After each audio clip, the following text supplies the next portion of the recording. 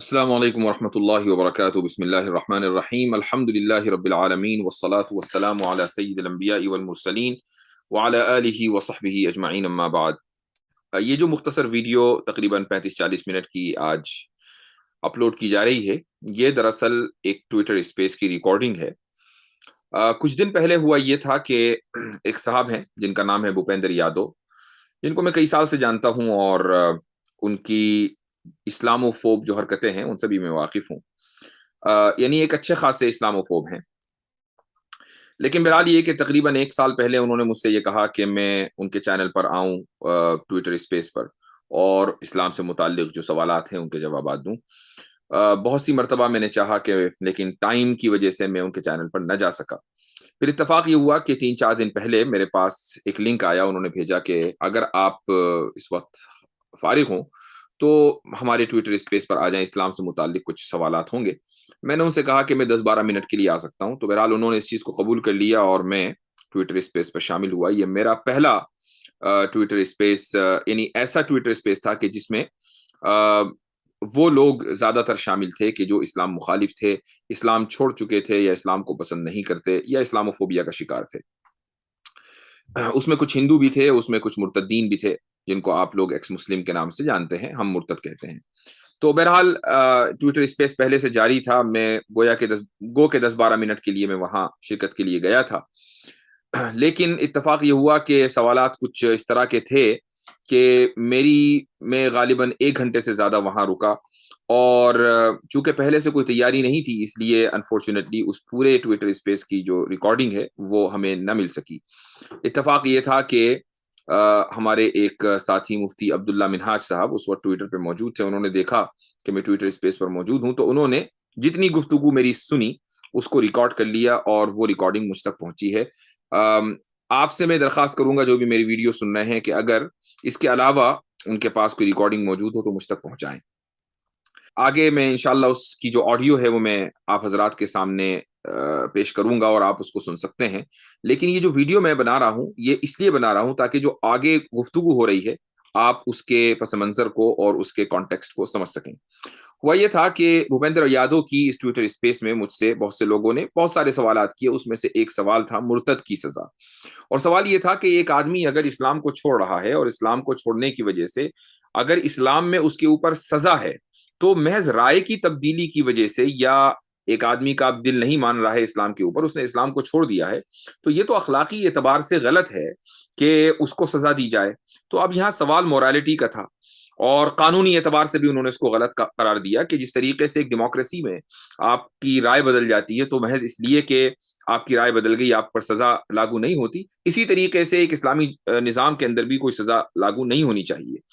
तो चूंकि ये सवाल मोरालिटी का था, तो मैंने जो वेस्टर्न स्टैंडर्ड है, ये एक सेक्युलर लिबरल स्टैंडर्ड है मोरालिटी का, और वो उसको कहते हैं हम द हार्म प्रिंसिपल। हार्मफुल बुरी है और बेनिफिशियल अच्छी है। तो हमने दरअसल इस उसूल को टारगेट किया।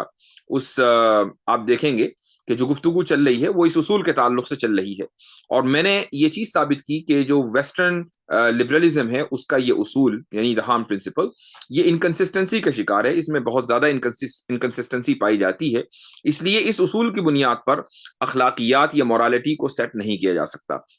तो मैं चाहूंगा कि आप इस गुफ्तगू को जितनी भी है इसको सुने, इस कॉन्टेक्स्ट को समझने के बाद। अलबत्ता एक गुजारिश ये है कि इस गुफ्तगू में कुछ मिसालें ऐसी आई हैं कि जिनको फैमिली के साथ नहीं सुना जा सकता और इसी तरीके से बच्चों से ज़रा सा बचा कर रखें इन मिसालों को।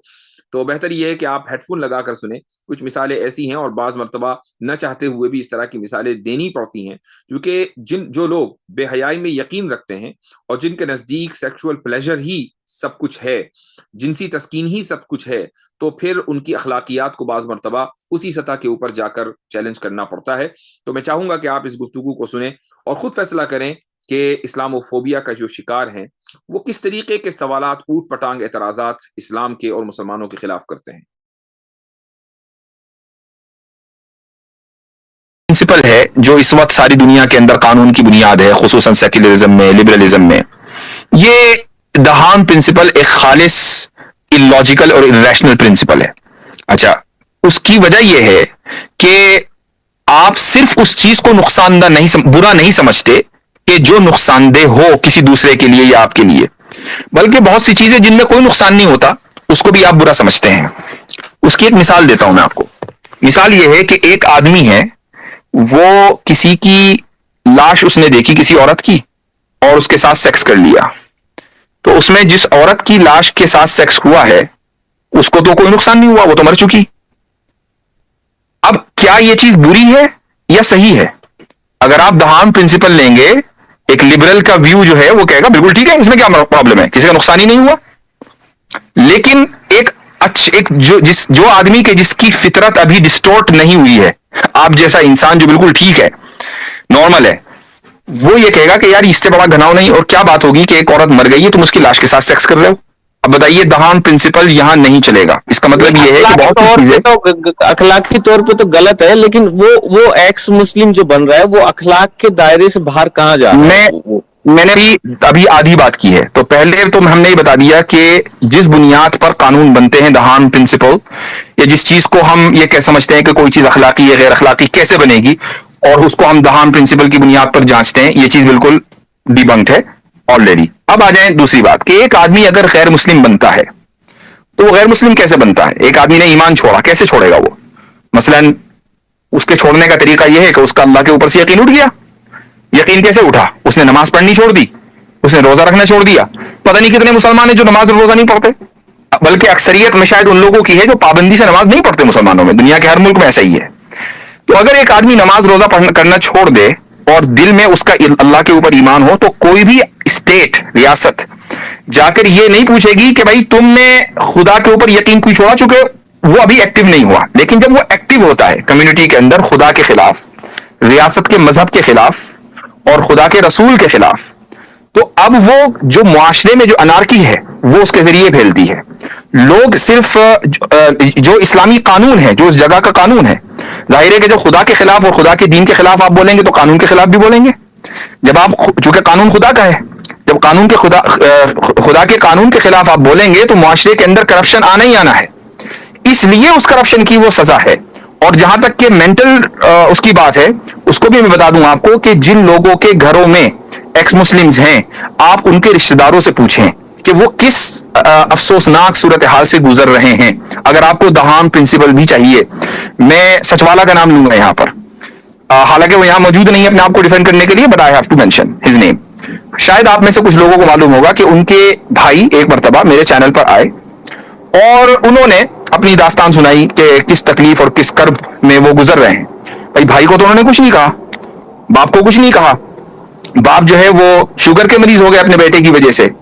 तो जो नफ्सियाती दबाव होता है किसी मजहब को छोड़ने की वजह से, वो एक्स मुस्लिम अपनी फैमिली को पहुंचाते हैं। तो ये तो फिर इस्लाम कबूल करने वालों के साथ भी यही एग्जैक्ट होती है कि कोई एक हिंदू जो है वो कन्वर्ट होकर मुसलमान हो जाता है, तो एग्जैक्ट यही प्रिंसिपल फिर उसकी फैमिली पे भी अप्लाई होना चाहिए। फिर उसको भी इस्लाम कबूल करते ही सजा दे देनी चाहिए कत्ल की। तो जैसे जो आप जो जिस तरीके पे लेके जा रहे हैं, जिस प्रिंसिपल पे आप खड़ा होने की कोशिश बिल्कुल सही, बिल्कुल सही। आपका ऑब्जेक्शन आ गया है। अगर हम ये समझ रहे होते कि दुनिया के सारे मजाहिब बराबर हैं तो ठीक है, लेकिन हम तो मानते ही चलते हैं कि हक एक है। अब हम जो माइनर जो नुकसान है उसकी हम परवाह नहीं करेंगे, जो मेजर नुकसान है उसकी परवाह करेंगे। एक आदमी अगर हक पे आ रहा है, मान लीजिए अगर वो हक पे ना आता तो उसका मेजर नुकसान होता। जब दो नुकसान हो तो माइनर को इग्नोर किया जाएगा, मेजर को कंसिडर किया जाएगा, इसलिए सजा नहीं होगी। आपका जवाब आ गया। मैं बात देर से वेट कर रहा हूँ, 2 मिनट रुके। आपने ये कहा कि दुनियावी कानून जो है वो सजा देता है और इस वजह से उसको एक कानून को करना चाहिए। आपने हम लोगों की बात को प्रूफ कर दिया कि हम जो कहते हैं ना कि ये कुरान और ये जो अल्लाह का जो कानून है ये दुनियावी है, ये एक इंसान का लिखा हुआ है, किसी अलमाइटी का नहीं है, क्योंकि उसमें भी वही सजाएं दी जा रही है और अलमाइटी भी वही हरकतें कर रहा है जो उससे हम एक्सपेक्ट नहीं करते। हम उसको उससे अबव लेवल पे रखते हैं। एक तो ये जवाब आपका हो गया। दूसरा, आपने ये कहा कि अगर कोई सेक्स करता है मुर्दा औरत से, जब हम हदीस पढ़ते हैं कि हुजूर सल्लल्लाहु अलैहि वसल्लम अपनी चच्ची की मैयत पे लेट जाते हैं और पता नहीं क्या क्या कुछ करते हैं, तो हमारा दिल दुखता है ना कि एक ऐसे इंसान। एक मिनट, ये आपने कहां से निकाला? चची की मैयत पे लेट कर उन्होंने खुदा न खास्ता सेक्स किया? सेक्स नहीं किया, उनके ऊपर लेट गए और कुछ करने लग गए। जब वो कब्र से बाहर निकले तो उन्होंने क्या कहा? नहीं, क्या किया? गुनाह बख्शवा रहा था। लोगों ने पूछा क्या किया? हरकत कर रहे थे। आपकी घर में अगर किसी महरम का इंतकाल हो तो क्या आप उसकी बॉडी से नहीं लिपटते? नहीं नहीं, कब्र के अंदर जाके उसके ऊपर लेट गए, और ये हदीस में भी आपको कोट कर दूंगा।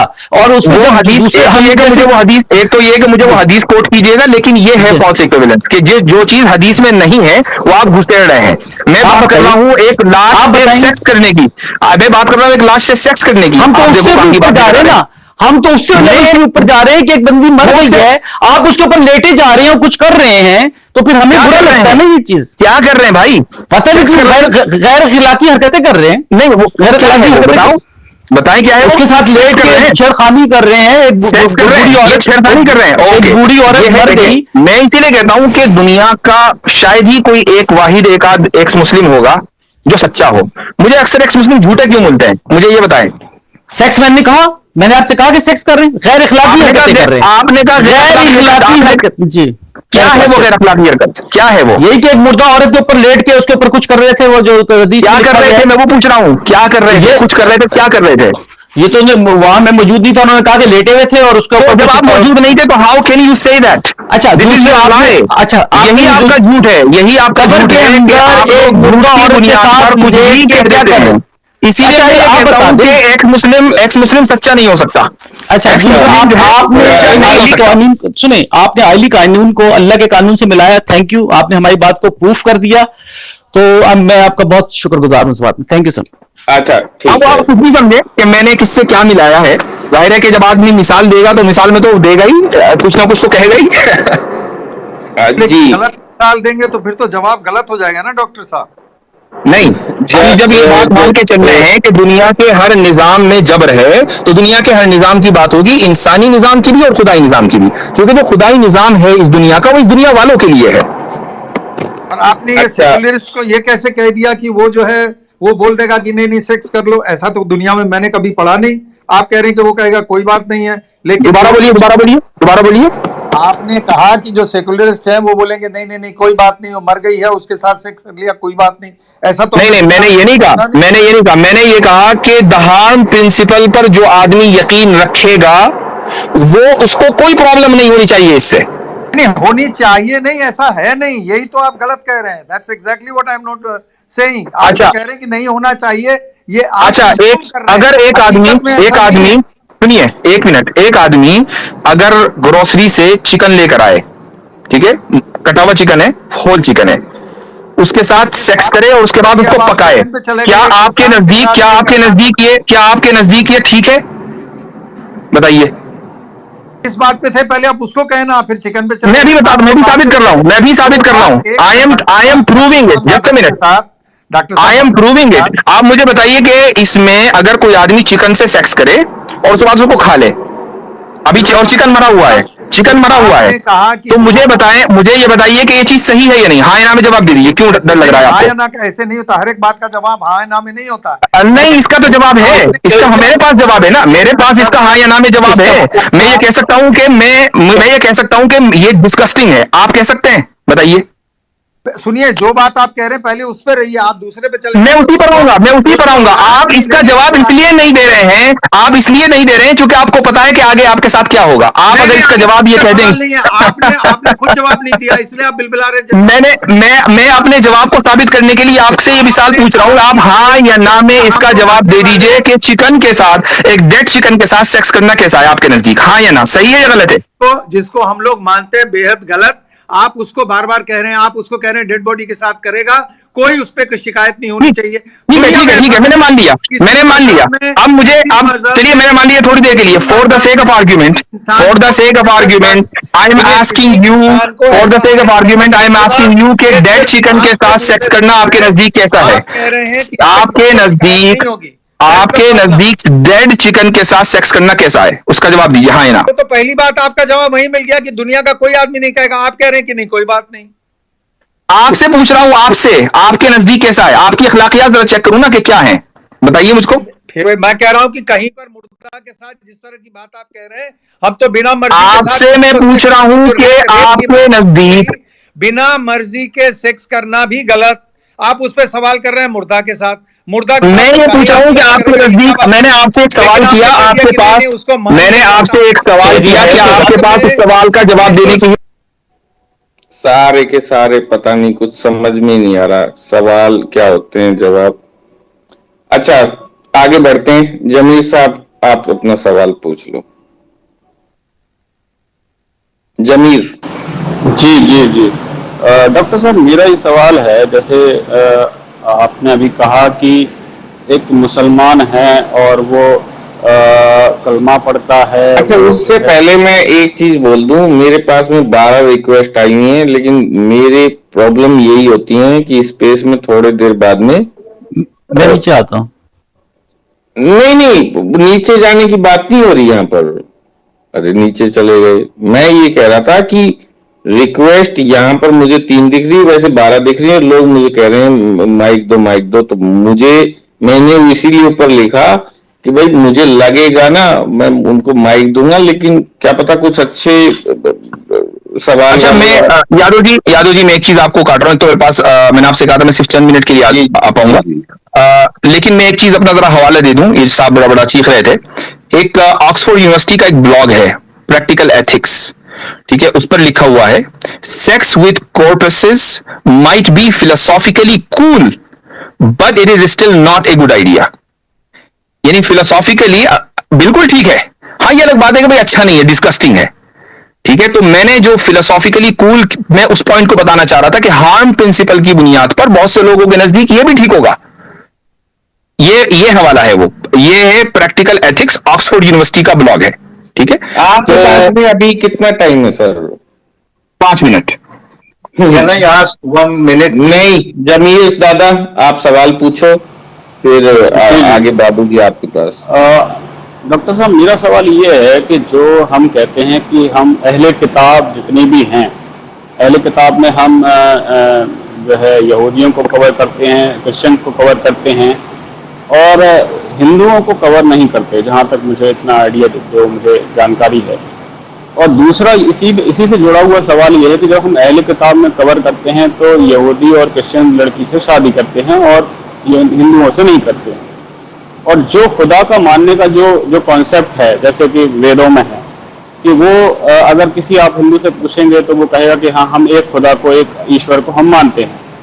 तो मुसलमान होने के लिए एक तो ये हो गया कि वो एक खुदा को मानता है, दूसरा ये है कि उसका जो मकसद है पैगंबर मोहम्मद सल्लल्लाहु अलैहि वसल्लम को मानने का, अगर कोई ये कहता है कि मैं श्री राम के बताए हुए रास्ते पे चल के बैठ के पानी पीता हूँ और यही मैसेज पैगंबर मोहम्मद साहब ने दिया, तो इस मैसेज से उसको क्या आप जो है मानेंगे कि वो जो है सही रास्ते पे है, या फिर उसको ये कंपलसरी होगा कि वो कलमा ही पढ़ेगा तब मुसलमान? थोड़ा लंबा सवाल हो गया आपका, मैं पहले सवाल का जवाब दे दूं, दूसरा दोबारा कर लीजिएगा, जो जहन में नहीं रहता है।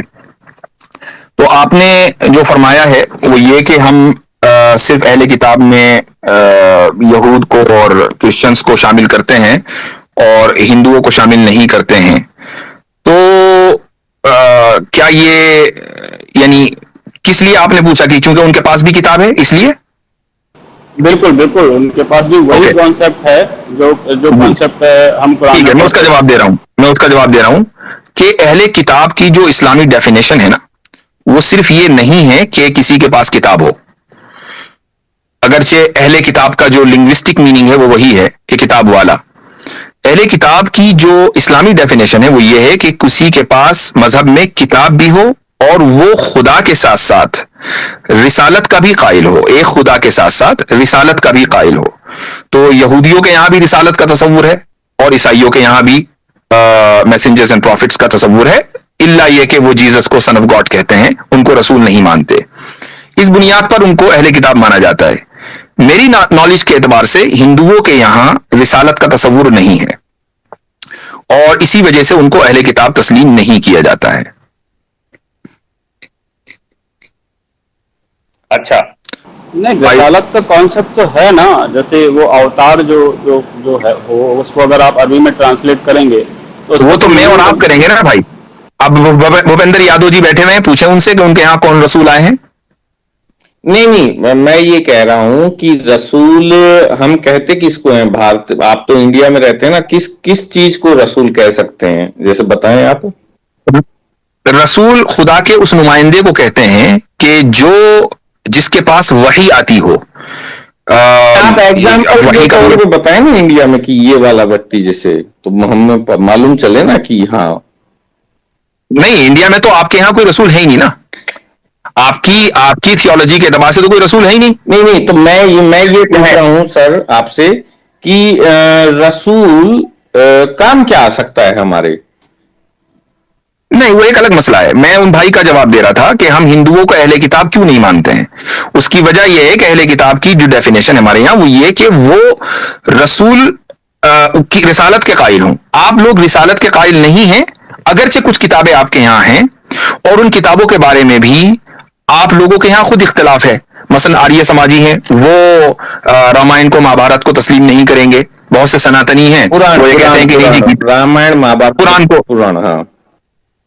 पुराण को तस्लीम नहीं करेंगे। बहुत से सनातनी हैं जो पुराण को तस्लीम करते हैं, वेदों को उतनी ज्यादा अहमियत नहीं देते, वगैरह वगैरह। हर एक के यहाँ आपके यहाँ इख्तिलाफात हैं। हाँ, हजारों सेक्ट हैं, हजारों, वो हर जगह हैं। That's not a point. The point is के हिंदू तमाम के तमाम इस बात पर मुत्तफिक हैं कि रिसालत नहीं है। और मेरे पास ऋषि दयानंद सरस्वती की किताब भी है सत्यार्थ प्रकाश, उसमें उन्होंने जगह जगह ये बात लिखी हुई है। तो जब रिसालत नहीं है तो जो अहले किताब की हमारे यहाँ डेफिनेशन है, वो डेफिनेशन जो है उसके एतबार से इस इंडिया में हिंदुओं के एतबार से कोई चूंकि रिसालत नहीं, इसलिए हम उनको अहले किताब नहीं तस्लीम करते हैं। हाँ, हम ये नहीं कहते कि इंडिया में रसूल नहीं आया, हम ये नहीं कह रहे हैं।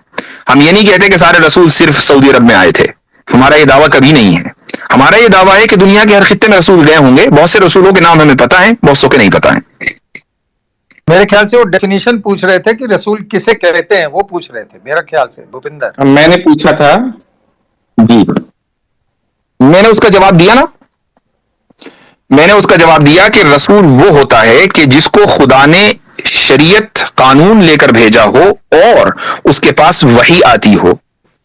तो ये उस रसूल की मालूम चल सकता है कि खुदा ने भेजा हो या ब्रेन में कुछ चीजें आती हूं, वो एक अलग मसला है। देखिए, वो एक अलग मसला है। बात ये नहीं हो रही है।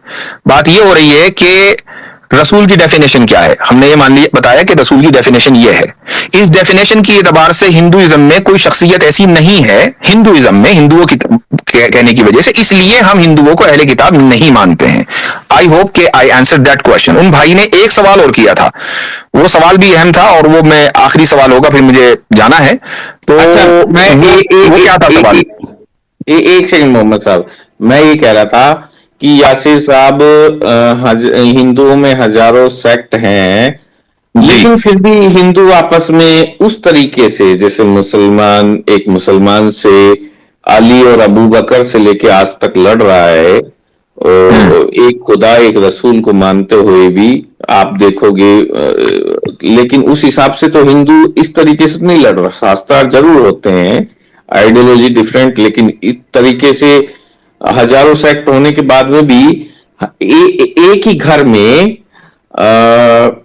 सत्यार्थ प्रकाश भी रखी है, उसी घर में कोई उसका माँ बाप मूर्ति पूजक भी है।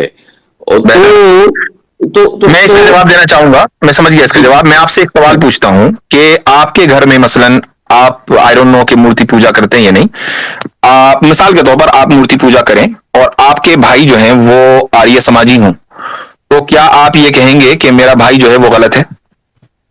नहीं, वो नहीं कहेंगे ना? नहीं कहूंगा, नहीं कहेंगे। इसका मतलब यह है कि आपके यहां ट्रुथ अभी तक डिफाइन ही नहीं हो पाया कि है क्या। वो आपके पास भी हो सकता है, सामने वाले के पास भी हो सकता है, तीसरे बंदे के पास भी हो सकता है। हालांकि दो अलग अलग चीजें हैं। आर्य समाज मूर्ति पूजा के खिलाफ है, आप मूर्ति पूजा के हक में हैं। जमीन आसमान का फर्क है, लेकिन आप उसको गलत नहीं कह रहे, क्योंकि आपको यह नहीं पता कि आप सही हैं। जहां इख्तिलाफ होता है और इतनी शिद्दत के साथ इख्तिलाफ होता है, वहां ये इस बात पर इत्तेफाक होता है कि ट्रुथ एक है।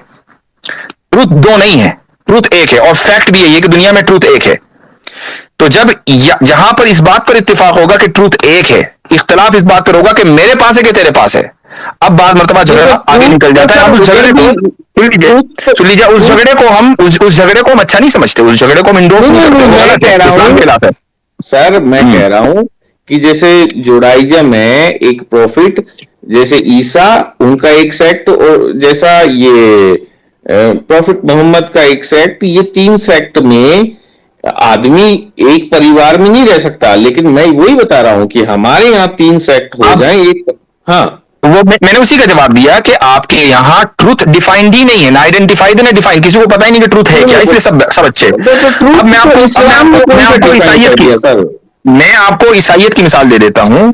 सिर्फ इस्लामी का मसला नहीं है कि प्रोटेस्टेंट और कैथोलिक में जितनी जंगें हुई हैं और जितने मरे हैं यूरोप में, उसकी वजह यह कि उनके यहाँ भी ट्रूथ डिफाइंड है। इख्तलाफ इस पे था, झगड़ा इस पर था कि प्रोटेस्टेंट्स हैं या कैथोलिक हैं। मैं ये कह रहा हूं इस्लाम में कहां ट्रूथ दे दिया? वो आप उसको तस्लीम ना करें इसलिए कि आपके पास जो किताबें हैं आप उसी पर अमल नहीं करते। मैं ये कह रहा हूं सर, मैं ये कह रहा हूं जी, बहुत सी चीजें ऐसी हुई हैं कि उनका अभी ट्रूथ मालूम चल रहा है कि जैसे एक्स मुस्लिम बन रहे हैं, तो इनको ट्रूथ लग रहा है कोई चीज की बिग बैंग थ्योरी हुई थी, ऐसा कोई क्रिएटर नहीं है जिसने ये यूनिवर्स क्रिएट की हुई, तो ये भी एक ट्रूथ है। ये डिल्यूजन नहीं हो सकता। ठीक है, तो फिर वो तो उज्जवल ने भी एक आपसे सवाल पूछ लिया था कि क्रिएटर को किसने क्रिएट किया, फिर आपने वो कंप्यूटर वाला बता दिया था। तो बात यही है कि कंप्यूटर बनाने वाला आपने जो सवाल किया कि वो ट्रूथ है, मैं पूछ रहा हूं वो डिल्यूजन नहीं हो सकता। डिल्यूजन तो कुछ भी हो सकता है, आपकी बात भी हो सकता है, बिल्कुल मैं उससे इनकार नहीं कर रहा हूं, मैं कह रहा हूं वो डिल्यूजन हो सकता है कि नहीं हो सकता? हो सकता है, हो सकता है, ठीक है, बिल्कुल हो सकता है। तो फिर आप ये ना कहें, फिर आप कैटेगोरिकली ये ना कहें कि एक्स मुस्लिम अब उनको कुछ चीजें सर ट्रूथ है। जैसे हम अगर ग्रीटिंग अपनी मदर टंग में कर सकते हैं, जैसे थैंक्स मदर टंग में, यानी कि हम बच्चों के नाम अपनी लैंग्वेज में निकाल सकते हैं, ये तो चीजें ट्रूथ है ना। नहीं समझा, नहीं समझा मैं सवाल। जैसे इस्लाम का मैसेज क्या है सर? इस्लाम का मैसेज ये है कि हमारा खालिक बनाने वाला एक है और मोहम्मद सल्लल्लाहु अलैहि वसल्लम अल्लाह के रसूल हैं जिनके हाथ पर कुरान भेजा, ये मैसेज है। तो ये भी तो डिल्यूशनल है। एक सेकंड अभी सारे के सारे नहीं प्लीज मैं ये कह रहा हूं, एक मानना वो तो चलो हम मान लेंगे, चलो इतना है। मैं हिंदू सोसाइटी से आता हूं, मैंने ये मान लिया कि चलो एक है, वो उसको हम मान लिया। अच्छा, मैं क्यों माना आपने एक है? चलो मान लिया ना, एकम ब्रह्मम द्वितीयम नास्ति, मैंने मान लिया। क्यों माना? चलो हमारी किताबों में लिखा है, किसी ने बोल, आपकी किताब में लिखा है ना। हाँ। आपने किताब में लिखा है इसलिए माना। ये डॉगमा है कि नहीं है? नहीं, अभी देखो डोगमा, योगा तो डोगमा नहीं है ना। अरे आपने अभी एक की बात की है कि हमारी किताब में लिखा हुआ है, डॉगमा है कि नहीं? अगर आप खुद डॉगमा के कायल हैं तो आप दूसरे को कैसे कह सकते हैं कि प्रॉब्लम बताऊं क्या है? मैं यही है कि देखिए मेरी बात सुनिए, हम सुनाओ। मैं ये कह रहा हूं कि प्रॉब्लम है मेरे को अरबी कल्चर में ही बोलना है क्या? नहीं बोलना है। आप किसी का नाम सुनिए, मैं किसी का नाम शमसुल हक के बजाय सूरज प्रकाश है। हाँ, कोई बात नहीं, हमें क्या प्रॉब्लम है? ठीक है। देखो एक चीज ये आपने क्लियर कर दी कि मैं यही कह रहा था कि इस्लाम का मैसेज है एक। अब मैं आपको मिसाल देता हूं, देखिए ईरान में बड़ी तादाद में मुसलमान हैं लेकिन उनके अरबी नाम नहीं है। भाई आप ये देखें कि नमाज का जो लफ्ज है वो खुद अरबी का नहीं है, फारसी का लफ्ज है। साहब कहते हैं ना कि इंडिया में प्रॉब्लम्स है, ये यहाँ के लोग क्यों अरबी नाम? ये इस्लाम की प्रॉब्लम नहीं है। मैं एक प्लीज सवाल कर लूं, पहले ये चले जाएंगे। डॉक्टर साहब अब ये बताएं, हम इस्लामी किताबों में पढ़ते हैं कि हुजूर सल्लल्लाहु अलैहि वसल्लम अपने वालिद की वफात के 4 साल बाद पैदा हुए, और इसकी गलत है, झूठ है, मौजूद रिवायत है, फैब्रिकेटेड रिवायत है। मेरे ख्याल से टॉपिक जो है वो एक रहना चाहिए। साहब आप है ना उसमें वो हर चीज हदीस आपने पहले भी एक की, वो गलत बता दिया अब उस पे। देखें यासिर साहब, मेरे चंद 2-4 सवाल ले लीजिए, फिर आप अगर जाना चाहें तो। मुझे जाना है, ऑलरेडी लेट हो चुका हूं जी। मैं सिर्फ ये कहना चाहूंगा कि जो एक्स मुस्लिम आमतौर से झूठे होते हैं, लिहाजा झूठों की बात पर आंख बंद करके यकीन न करें, हम लोगों से वेरीफाई कर लिया करें जी। अब चलो मेरा चंद है, फिर उसमें ले लो। जैसे एक नाम निकालना अरबी का हिस्सा नहीं। एक हम ये कह रहे थे कि मैं अगर किसी को ग्रीट कर रहा हूं तो मैं अपनी लोकल लैंग्वेज में कर सकता हूं। हाँ बिल्कुल, हम बोलते हैं पीस बी अपॉन यू। भाई अस्सलाम वालेकुम का क्या तर्जुमा है? Peace be upon you. ठीक है, मैं नमस्ते बोलना चाहूं तो कोई प्रॉब्लम्स? अगर नमस्ते का तर्जुमा पीस बी अपॉन यू है तो बिल्कुल बोलिए। नहीं, आप तर्जुमा ग्रीटिंग के तो आओ, आप अलग डिफरेंट लैंग्वेज। अब मैं तो ये कह दूं, मुझे नहीं मालूम ना कि नमस्ते के क्या माने हैं। मैं अरबों के पास जाके कहूं कि अगर नमस्ते का तर्जुमा पीस बी अपॉन यू की तरह नहीं है तो आप नमस्ते बोल लीजिए। भाई मैं आपसे पूछा हूं कि मुझे नहीं मालूम कि नमस्ते का क्या तर्जुमा है। जब तक कि मुझे वो लफ्ज आप मुझे बोल रहे हैं और मुझे उसका माने ना पता हो तो मैं कैसे कंफर्म करूंगा कि आप बोल सकते हैं कि नहीं बोल सकते। नहीं, मेरी बात सुनिए। नमस्ते का तर्जुमा हम पीस अपॉन यू का तो जो तर्जुमा है वो संस्कृत में हम निकाल लेंगे, फिर संस्कृत में बोल लेंगे, कोई दिक्कत नहीं। हाँ बोलिए, नो टेंशन। हाँ, उसके बाद में हम उसको ऊपर वाले को अपनी लोकल लैंग्वेज ब्रह्मा बोल सकते हैं ना, संस्कृत की, कोई दिक्कत नहीं। मैं तो 1000 मर्तबा भूपेंद्र जी अपनी स्ट्रीम्स में कह चुका हूं कि भाई खुदा को अभी संस्कृत में ऊपर वाले से बात कर सकते हैं। अजान नहीं दे सकते भूपेंद्र साहब, अजान नहीं दे सकते। आप पूछे अजान दे सकते हैं? अजान मेरी बात सुन लीजिए मेरी बात सुन लें कि लफ्ज खुदा कुरान में नहीं है, हदीस में नहीं है। हम खुदा को खुदा बोलते हैं, अल्लाह को खुदा बोलते हैं। वलिल्लाहिल अस्माउल हुस्ना फदऊहु बिहा। अल्लाह के बहुत सारे नाम हैं, उनमें से किसी भी नाम से आप पुकार सकते हैं। अगर ईश्वर लफ्ज में खुदा की तौहीन नहीं है, आई डोंट नो उसका माने क्या है, तो आप ईश्वर टाइम नहीं है, मैं समझ गया। अभी उससे आगे बढ़ते हैं। मैं उससे अरबी में बात करूं या अपनी लोकल लैंग्वेज संस्कृत में बात कर सकता हूं? मैं तो दुआ अपनी लोकल लैंग्वेज में मांगता हूं भाई, उर्दू में। ठीक है, अब मैं ये कह रहा हूं कि मैं मेडिटेशन भी कर सकता हूं। मुराकबा करते हैं हम लोग। मेडिटेशन का क्या मतलब है? मुराकबा है खुदा के ताल्लुक से, खुदा में आप ध्यान लगाना चाहें लगाइए। ठीक है, अगर मैंने मेडिटेशन किया और मेरे को ये लगा, मेरे को ये एहसास हुआ कि मुझे नॉनवेज खाने से प्रॉब्लम्स आ रही हैं, मैंने इतना ज्यादा मेडिटेशन कर लिया, तो मैं नॉनवेज छोड़ सकता हूं? आराम से छोड़िए, कोई मसला नहीं है। वेज खाना फर्ज कोई, वो सॉरी नॉन वेज खाना फर्ज कोई है? फिर तो मैं नॉनवेज, मैं जहां मांस मच्छी कटेगी मैं वहां भी ये कहूंगा कि मैं ऐसी चीजों में पैसा नहीं दूंगा जहां नॉनवेज कटता है। वो आपकी मर्जी है। तो फिर जकात और कुर्बानी में अगर नॉनवेज कट रहा है वहां मैं मतलब आपने बताया ना इस्लाम का मैसेज है, तो मैं अगर हज करने जाऊं तो वहां कुर्बानी के नाम पे अगर मुझे पैसा लिया जा रहा है तो मैं मना कर दूं? आप हज इफराद कर लें, आप वो वाला हज चुन लें जिसमें कुर्बानी नहीं होती। अच्छा, ठीक है। और मैं एक ऐसा ये एक ऑर्गेनाइजेशन चला सकता हूं जानवरों के पीस के लिए? बिल्कुल चलाएं। आपके जयपुर में तो सबसे बड़ी गौशाला मुसलमान की है, जोधपुर में। अच्छा, ठीक है। तो और भी अगर किसी के सवाल है तो बाय द वे उस गौशाला के अंदर मैं होकर भी आया हूं। मैं नहीं इनसे ये सवाल करें यासिर साहब, आप क्या अजान उर्दू में हिंदी में दे सकते हैं? नमाज पढ़ सकते हैं हिंदी में? नहीं पढ़ सकते। अगरचे इमाम अबू हनीफा का एक कौल ये है, लेकिन उम्मत ने उस कौल को कबूल नहीं किया। उसकी वजह यह है कि हर निजाम की एक ऑफिशियल लैंग्वेज होती है। तो अरबी कुरान, चूंकि कुरान जो है वो अरबी में है, लिहाजा उसकी जो ऑफिशियल लैंग्वेज है इस्लाम की वो है। तो कुछ चीजें कर सकते हैं, कुछ चीजें नहीं कर सकते। इसका ताल्लुक कल्चर से नहीं है, दीन से है। अगर आपको कुछ चीजें कल्चरल लग रही हैं तो आप उसको ना करें। Bhupi, can I take one question please? ठीक है बाबू, ये लास्ट क्वेश्चन होगा जनाब। मैं चूंकि ऑलरेडी ठीक है फिर आगे। This will be the last question, sir, gentlemen. Ji. Yeah, thanks. जय जय श्री कृष्ण, जय जय श्री कृष्ण, जय जय श्री कृष्ण। जय जय श्री कृष्ण बाबू जी। Dr. Yasir. जी, यासिर नाम। Dr. Yasir, God bless you. There are three points I have. My name is Babu. Ji. Yeah, I'm a Canadian citizen. Okay. And you just mentioned, if I correctly remember, that you live in USA. Yeah.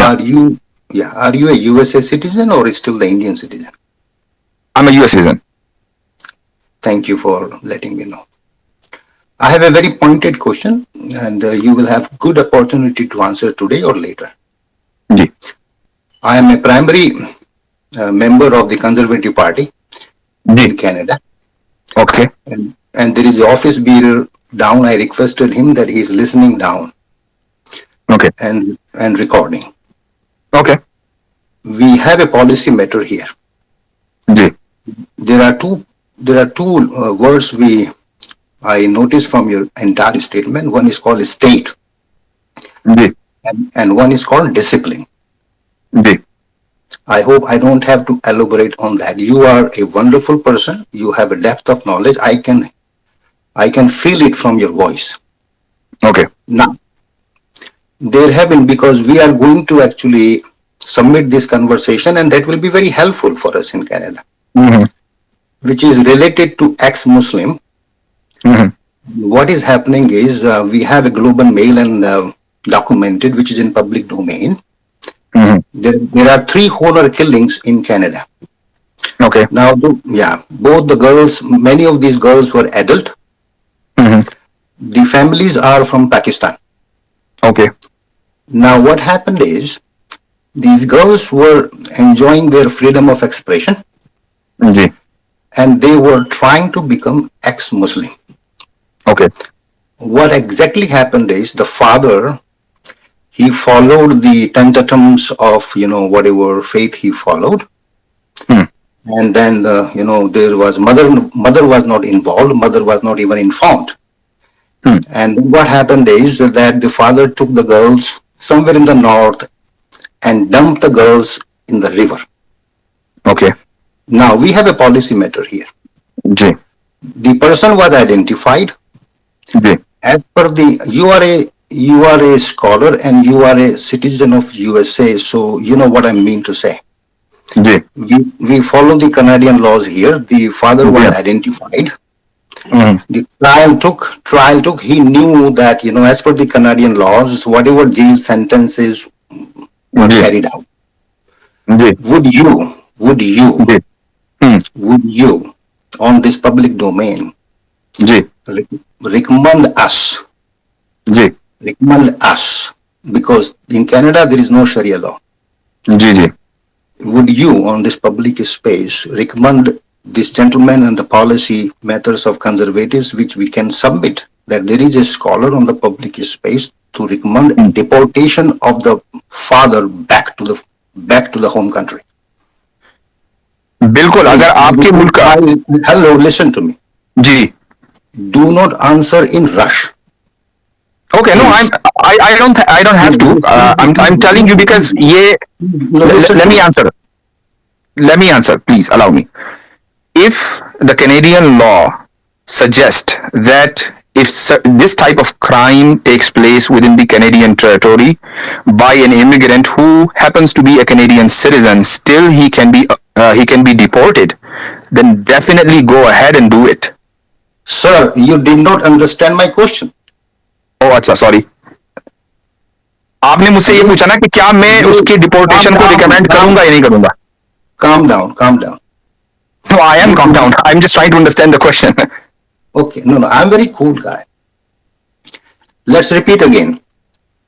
पूरी कहानी ना सुनाइएगा, पूरी कहानी तो आ गई है. Last का जो पॉइंट है वो बता दीजिए. थोड़ा शॉर्ट में बता दो बाबूजी, है ना. Would you as a scholar in the Muslim, would you recommend to the Canadian government, there is no current laws for deportation, that's what I'm talking about. Would you recommend as a scholar to deport that family back to Pakistan, because there is no current laws in place for deportation? Am I clear? Already उसको sentence हो चुकी है. Yes, he is in jail. Okay. तो अगर मैं उस case में जज होता तो मैं भी उसको मैक्सिमम सेंटेंस ही देता. जो भी कैनेडियन लॉ है, अगर मेरे कहने से कैनेडियन लॉ बनता हो तो ठीक है, मैं रिकमेंड कर दूंगा. लेकिन मेरे कहने से तो बनेगा नहीं Canadian law. Can you say that in English? What I'm saying is that if I were the judge in that case, I would give him the maximum sentence according to the law of the state. Including deportation? If it is a law, definitely he should be deported. So that can be a policy matter you recommend as per the knowledge what you acquire. So thank you so kindly. This is very helpful. Islamically, I am telling you that this is considered haram. This is considered haram. What he did, what the father did, it is not acceptable in Islam. And no sane individual, if he has knowledge, would ever allow that, would ever justify it. It is not justified at all. This will be very helpful for our women's and the children's, sir. let me tell you, and we would be basically, providing this recording to our brainstorming session, so that Dr. Yasir on public space has recommended deportation, although it is not in place in the current laws in Canada. Thank you so kindly. ठीक है, ठीक है यासिर साहब, आप अगर जाना चाहें तो आप जा सकते हैं। बहुत बहुत शुक्रिया, इंशाल्लाह फिर कभी आएंगे। He said that leaving Islam is illegal according to Sharia. चलिए जी सर, अब मुझे So जाने that दीजिए। girls were committing crimes. अच्छा चलो ठीक है, मैं फिर